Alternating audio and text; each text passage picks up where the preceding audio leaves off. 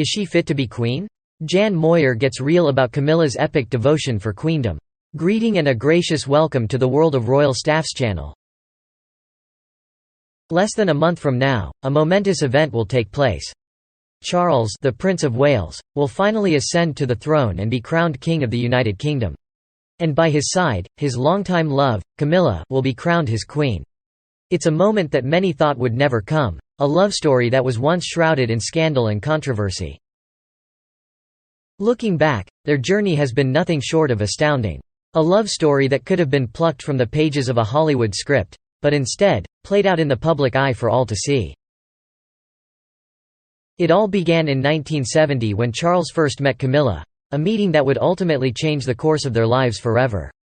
2 years later, as they stood under the shade of a giant oak tree, something was brewing between them, something that neither of them could ignore. But their love was not without its challenges. Charles was a prince, and Camilla was a married woman. Her husband was not just any man, but a respected army officer who had also been a page boy at Queen Elizabeth's coronation. It was a scandal waiting to happen, but Charles and Camilla were undeterred. They embarked on an affair that would shake the monarchy to its core and ultimately lead to the downfall of Charles' first marriage. As the years went by, their love only grew stronger, despite the obstacles in their path. It was a love that caused havoc and scandal, but they couldn't give each other up.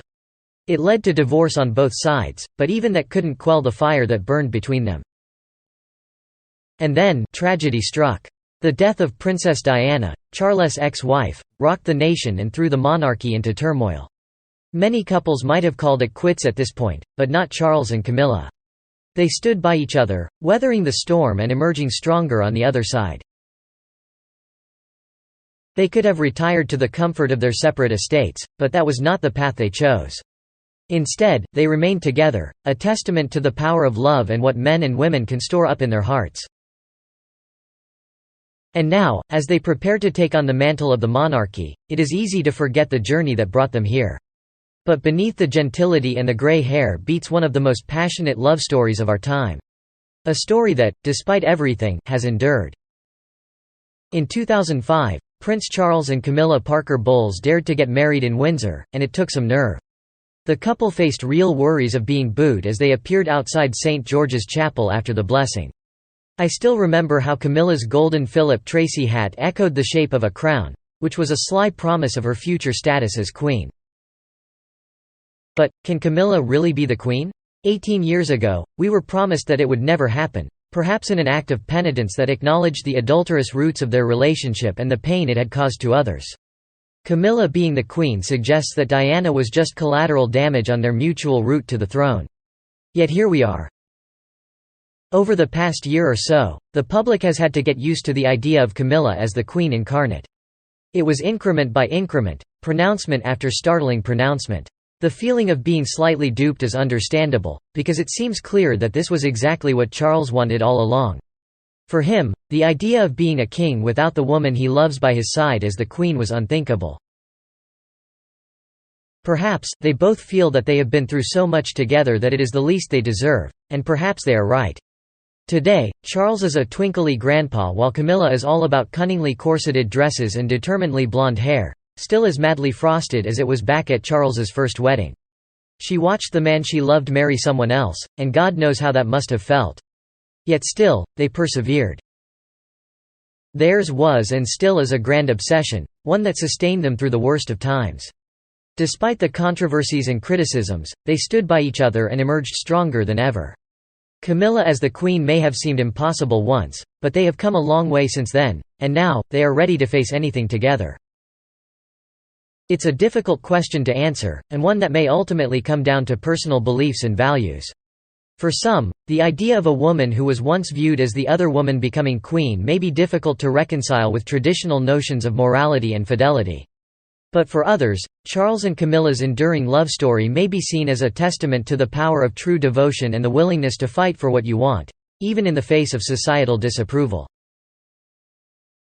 Regardless of where one stands on the issue, it's clear that Charles and Camilla's story is one that continues to capture the public's imagination, and that their journey from scandal to acceptance will be remembered for generations to come.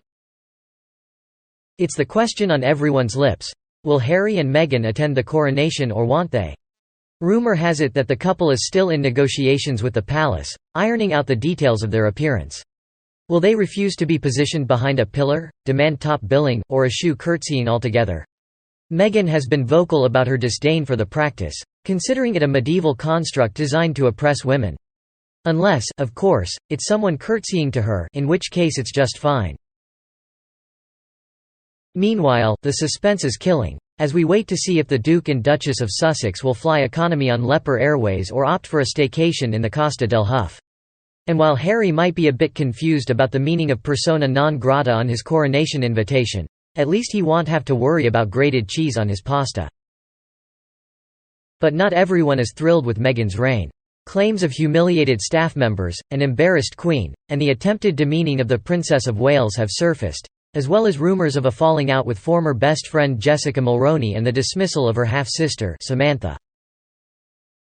On a more positive note, Meghan is set to receive a humanitarian award for empowering women and girls. While her existence may have enriched the lives of many, it seems not everyone has had the same experience. Some women, it seems, have felt less than uplifted by their interactions with the Duchess. In other news, Rupert Murdoch's engagement to born-again Christian Anne Leslie Smith was short-lived, and the media mogul reportedly split from her just 2 weeks after giving her a diamond the size of a walnut. Will Anne Leslie keep the £2 million engagement ring, or will her deep faith prompt her to hand it back? And speaking of controversial topics, barge accommodation for male asylum seekers has been confirmed, and some are denouncing it as grotesque and cruel.